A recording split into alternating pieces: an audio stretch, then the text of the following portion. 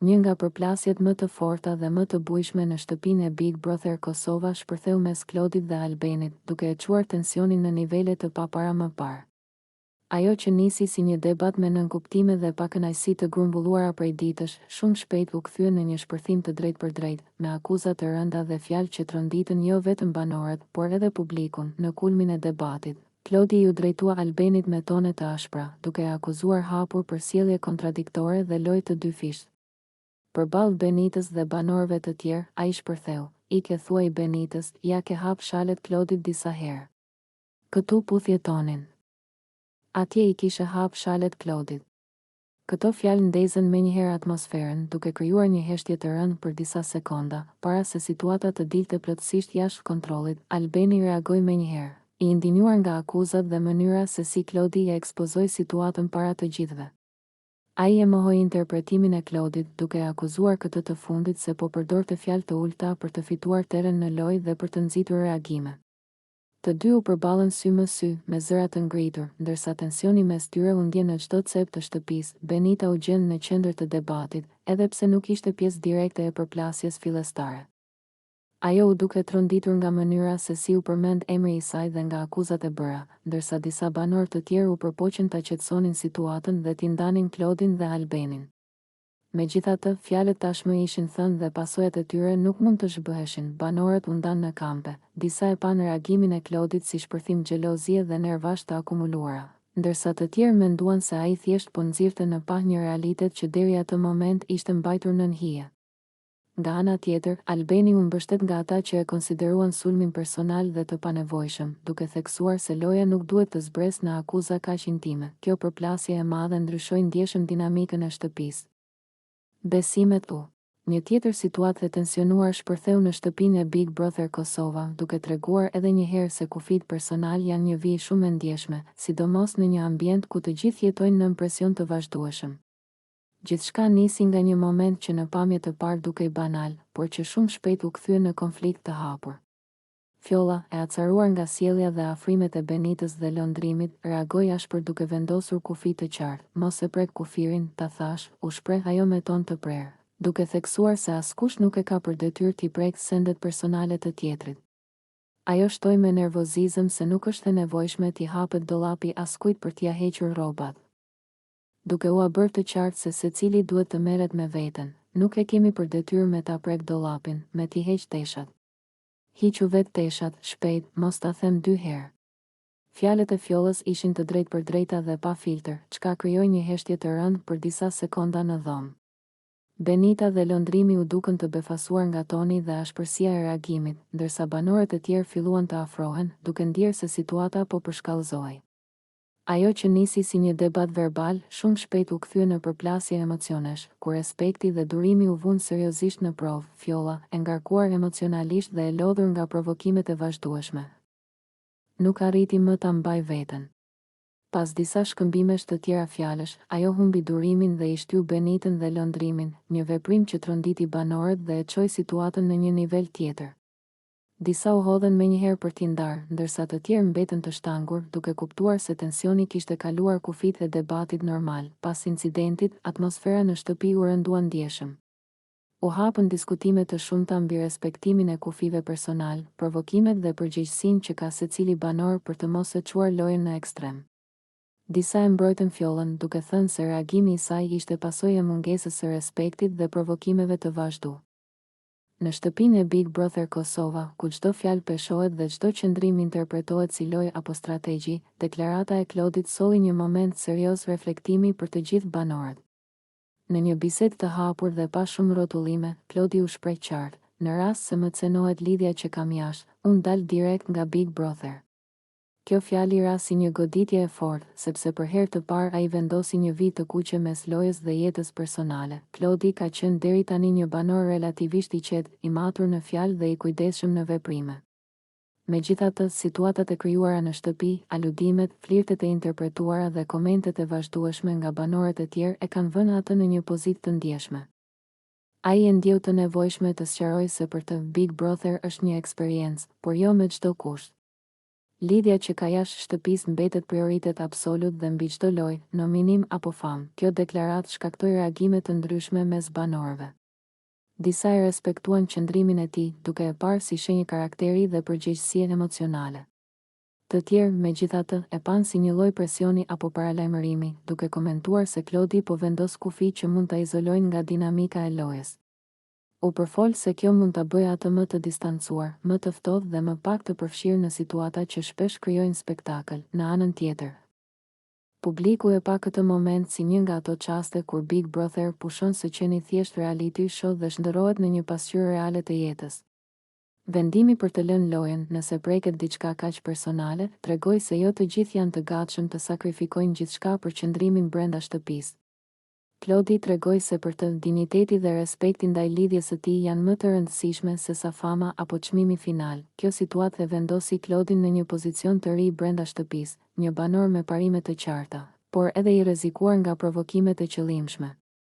Çdo fjalë, çdo afrim dhe çdo debat që nga ai moment mund të interpreto. Një nga momentet më të tensionuara në Big Brother Kosova ishte shpërthimi i papritur i Arditit ndaj banorëve të tjerë, një situatë që tronditi jo vetëm shtëpinë, por edhe publikun jashtë saj. Pas ditësh të tëra tensioni, provokimesh dhe fjalësh të mbajtura brenda, Arditi humbi kontrollin dhe shpërtheu me një deklaratë të fortë që la të gjithë të shtangur. Mua nuk më ha palla për ju. Këto fjalë shënuan pikën e kthesës, sepse nga ai moment u kuptua se nervat e tij kishin arritur limitin maksimal. Debati nisi si një përplasje fjalësh, ku secili mundohej të mbrojë veten dhe pozicionin e tij në lojë. Banorët e tjerë akuzonin Arditin për arrogancë dhe mungesë respekti, ndërsa ai ndihej i sulmuar, i keqkuptuar dhe i vendosur në një cep nga grupi. Presioni i izolimit, loja e vazhdueshme psikologjike dhe ndjenja se askush nuk po e dëgjonte, e shtyn atë drejt një reagimi ekstrem. Situata doli jashtë kontrollit kur Arditi, i mbushur me nervoz dhe i verbuar nga zemërimi, u përplas fizikisht me Ludon duke e goditur. Ky veprim tronditi shtëpinë dhe solli një heshtje të frikshme mes banorëve. Disa u ngritën menjëherë për t'i ndarë, të tjerë mbetën të ngrirë, të pavetëdijshëm për atë që po ndodhte para syve të tyre. Ishte një moment që tregoi se sa e brisht është vija mes debatit verbal dhe dhunës fizike, sidomos në një ambient ku emocionet janë gjithmonë në ekstrem. Pas incidentit, atmosfera në shtëpi ndryshoi rrënjësisht. Arditi u izolua emocionalisht, duke reflektuar mbi veprimin e tij, ndërsa banorët e tjerë u ndan mes atyre që e dënuan ashpërsjelljen e tij dhe atyre që u përpoqën ta kuptonin, duke e lidhur reagimin e tij me presionin e madh të lojës. Big Brother Kosova tregoi edhe një herë se nuk është vetëm një lojë strategjie, por një test i fortë psikologjik, ku karakteri i njeriut del në pa në momentet më të vështira. Ky episod ndezi reagime të shumta edhe jashtë shtëpisë. Publiku u nda në mendime, disa e pan Arditin si një lojtar që e humbi kontrollin dhe Big Brother Kosova vazhdon të mbetet një nga formatet më të ndjekura dhe më të komentuara në hapësirën shqiptare, sepse brenda mureve të shtëpisë nuk zhvillohet vetëm një lojë për çmimin e madh, por një përplasje emocionesh, karakteresh dhe strategjish. Çdo banor hyn me një histori personale, me një imazh që dëshiron të ndërtojë dhe me një plan që shpesh prishet sapo përballet me presionin e izolimit. Kamera nuk fal, sepse kap çdo reagim, çdo shikim dhe çdo fjalë të thënë pa menduar. Në Big Brother Kosova, marrëdhëniet mes banorëve janë kthyer në boshtin kryesor të lojës. Misit krijohen shpejt, por po aq shpejt shndërrohen në rivalitete. Një fjalë e thënë në hajgare, një shaka e keqkuptuar apo një pëlqim i fshehur mjafton që të ndezë debatet dhe të krijojë ndarje në grupe. Banorët shpesh justifikohen duke thënë se është vetëm lojë, por emocionet reale dalin në pa në momentet e tensionit, xhelozisë dhe shgënjimit. Publiku është një faktor vendimtar në Big Brother Kosova. Çdo veprim brenda shtëpisë analizohet jashtë saj, në rrjetet sociale, studio dhe diskutime të pafundme. Banorët e dinë që çdo gjest i tyre mund t'i ngrejë ose t'i rrëzojë në sytë e publikut, ndaj shumë prej tyre përpiqen të luajnë role, të duken të fortë, të drejtë apo viktima, edhe kur brenda ndihen ndryshe. Megjithatë, me kalimin e javëve, maskat bien dhe karakteri i vërtet del në pa. Big Brother Kosova nuk është vetëm spektakël, por edhe pasqyrë e shoqërisë. Brenda shtëpisë shihen mentalitete të ndryshme, mënyra të ndryshme të menduarit dhe përplasje brezash. Disa zgjedhin sinqeritetin si armën kryesore, të tjerë manipulimin dhe strategjinë. Disa bien në dashuri, të tjerë thyen emocionalisht, ndërsa ka edhe nga ata që e shohin lojën thjesht si një rrugë drejt famës. Në fund, Big Brother Kosova mbetet një eksperiment social ku fituesi nuk është gjithmonë ai që luan më fort, por ai që arrin të balancojë lojën me veten. Sepse në një shtëpi ku çdo gjë shihet dhe gjykohet, është shumë. Një nga momentet më të ndjera dhe më njerëzore brenda shtëpisë së Big Brother Kosova ka ardhur nga Eliona, e cila në mes të tensioneve, debateve dhe presionit të vazhdueshëm emocional, ka zgjedhur të flasë hapur dhe pa filtra për një plagë të thellë personale. Në një bisedë të drejtpërdrejtë me Klodin, ajo i ka kërkuar qartë që ta lërë të qetë, duke shprehur një arsye që i preku jo vetëm banorët, por edhe publikun. Eliona i kërkon Klodit ta lërë të qetë, jo si pjesë loje, por si nevojë njerëzore. Ajo rrëfeu se personi që ka pasur më afër në jetën e saj i ka shkaktuar shumë dhimbje, shumë dëme emocionale dhe pasojat që ende i mban mbi supe. Ky rrëfim nuk erdhi me akuza të drejtpërdrejta, por me një lodhje të thellë shpirtërore që u ndjen në çdo fjalë të saj. Në një shtëpi ku shpesh zëri ngrihet për të dominuar dhe ku konfliktet shërbejnë si strategji, Eliona zgjodhi një rrugë tjetër, sinqeritetin. Ajo theksoi se nuk ka forcë të përballet me presionet të tjera emocionale dhe se ka nevojë për hapësirë, qetësi dhe respekt. Më lë të qetë ishte kërkesa e saj më e thjeshtë, por edhe më e fortë. Ky moment tregoi një anë tjetër të Elionës, larg figurës së fortë dhe shpeshherë të ashpër që publiku ka parë gjatë debateve. Ajo u shfaq e thyer, e ndjeshme dhe e mbushur me emocione të pashprehura më parë. Rrëfimi i saj solli në vëmendje faktin se pas çdo banori ka histori personale, plagë dhe përvoja që nuk shihen nga kamerat, por që ndikojnë fuqishëm në reagimet dhe sjelljen brenda shtëpisë. Klodit ju drejtua jo me sulm, por me lutje.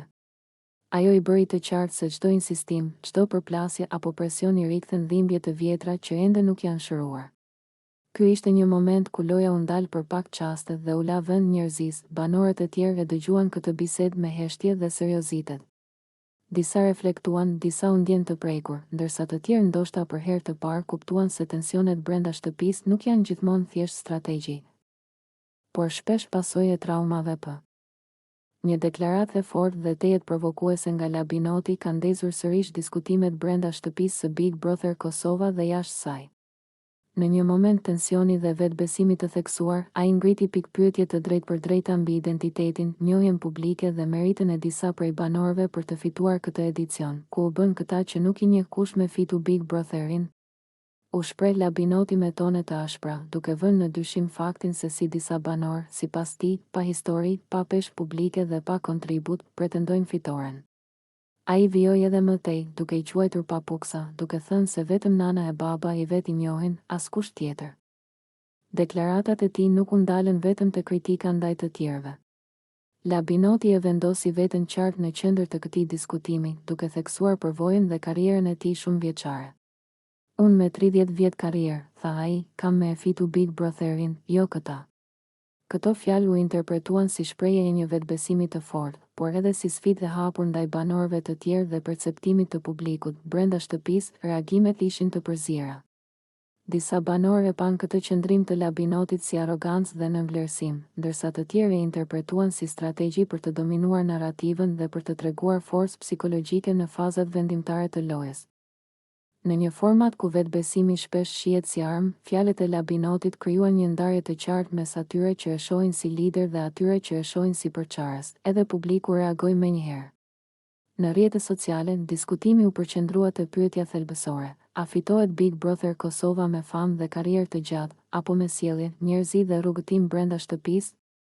Disa ndjekës e mbështetën Labinotin, duke thënë se përvoja dhe personaliteti i fortë nuk mund të injorohen, ndërsa të tjerë theksuan se Big Brother nuk është garcvje, por provë karakteri. Deklarata e Labinotit riktheu edhe një herë debatin klasik të këtij formati: kush e meriton fitoren? Ai që vjen më. Tensionet në shtëpinë e Big Brother Kosova kanë arritur një tjetër pikë shpërthimi, duke përfshirë këtë herë Labinotin, Klodin dhe lëndrimin në një debat të ashpër që degradoi shpejt nga përballje verbale në sjellje alarmuese. Situata u zhvillua me tone të larta, akuza personale dhe një klim që e bëri ndërhyrjen e banorëve të tjerë të domosdoshme. Gjatë debatit, Labinoti u drejtua Klodit dhe lëndrimit me deklarata provokuese, duke u shprehur se fëmijët e tu janë fansat e mi, ju jeni kot, një fjali që u perceptua si përçmuese dhe poshtëruese. Ai vijoi duke i etiketuar të dy si të mbaruar si meshkuj dhe dallavere, duke e zhvendosur debatin nga loja në sulme të drejtpërdrejta ndaj identitetit dhe dinjitetit personal. Këto fjalë ndezën reagimin e menjëhershëm të Claudit, i cili u shfaq i irrituar dhe i tensionuar. Në kulmin e përplasjes, situata u përkeqësua edhe më shumë kur Claudi akuzoi Labinotin për një veprim të papranueshëm, duke i thënë: "Më beshtyve, çka po bën? Mos mu afro." Ky moment shkaktoi tronditje të banorët e tjerë, pasi debati kishte kaluar nga fjalët në një incident që u perceptua si shkelje serioze e kufive personal. Lëndrimi, i përfshirë gjithashtu në debat, u gjen në mes të tensionit, ndërsa përplasja mes dy palëve u bë gjithnjë e më e vështirë për t'u kontrolluar. Banorët e tjerë ndërhyjnë për t'i ndarë dhe për të shmangur për shkallëzimin e mëtejshëm të situatës. Duke u përpjekur të qetësonin gjakrat në një moment shumë delikat për klimën e shtëpisë, ky episod ka ndezur reagime të forta edhe jashtë shtëpisë. Publiku po diskuton ashpër gjuhën e përdorur, nivelin e agresivitetit dhe faktin se konfliktet po kalojnë gjithnjë e më shpesh kufirin e debatit të pranueshëm. Shumë ndjekës kanë ngritur shqetësimin se ofendimet, poshtërimet dhe veprimet provokuese nuk mund të justifikohen si lojë, duke kërkuar më shumë përgjegjësi dhe ndërhyrje nga produksioni. Nga ana tjetër, ky konflikt ka nxjerrë në pa presionin e madh emocional që përjetojnë. Një tjetër përplasje e fortë ka shpërthyer në shtëpinë e Big Brother Kosova, këtë herë mes Labinotit dhe Claudit, duke nxjerrë në pa tensionet e grumbulluara, akuzat e ndërsjella dhe mënyrën se si loja po kalon gjithnjë e më shpesh në sulme personale. Debati ishte i ashpër, me tone të larta dhe fjalë që lanë gjurmë si brenda shtëpisë, ashtu edhe te publiku jashtë saj. Gjatë debatit, Labinoti ju drejtua Claudit me akuza shumë të rënda, duke i thënë se nuk ke shpirt dhe se nuk je human, ndërsa shtoi se sipas tij, Claudi ka shpirt të zi. Këto deklarata e zhvendosën debatin nga një përplasje loje në një gjykim të drejtpërdrejtë të karakterit dhe njerëzisë së tij. Labinoti vijoi mëtej me akuza që lidhen drejtpërdrejt me mënyrën se si Claudi po e luan lojën. Ai akuzoi se po i përdor vajzat brenda shtëpisë për të kapur primein dhe për të qenë gjithmonë në qendër të vëmendjes, ndërkohë që sipas tij, jashtë shtëpisë Claudi është i lidhur. Kjo deklaratë ndezi edhe më shumë situatën, pasi preku një temë të ndjeshme, ndarjen mes lojës televizive dhe jetës personale jashtë kamerave. Sipas Labinotit, kjo sjellje përbën hipokrizi dhe mungesë sinqeriteti, duke e bërë edhe më të ashpër gjykimin e tij ndaj Claudit. Ai e paraqiti këtë si një problem moral dhe njerëzor, duke lënë të kuptohet se loja po bëhet me çdo kusht. Pa marrë parasysh ndjenjat e të tjerëve apo pasojat, Claudi, nga ana tjetër, reagoi duke u mbrojtur nga këto akuza, duke theksuar se çdo veprim i tij brenda shtëpisë është pjesë e lojës dhe se nuk ka qëllim të manipulojë askënd. Ai u shpreh se ndjehet i sulmuar padrejtësisht dhe se fjalët e Labinotit janë të rënda dhe të papranueshme, sidomos kur bëhet fjalë për karakterin dhe jetën e tij personale. Banorët e tjerë u gjendën mes përpjekjeve për të ndërhyrë dhe momenteve të heshtjes, ndërsa debati eskalonte.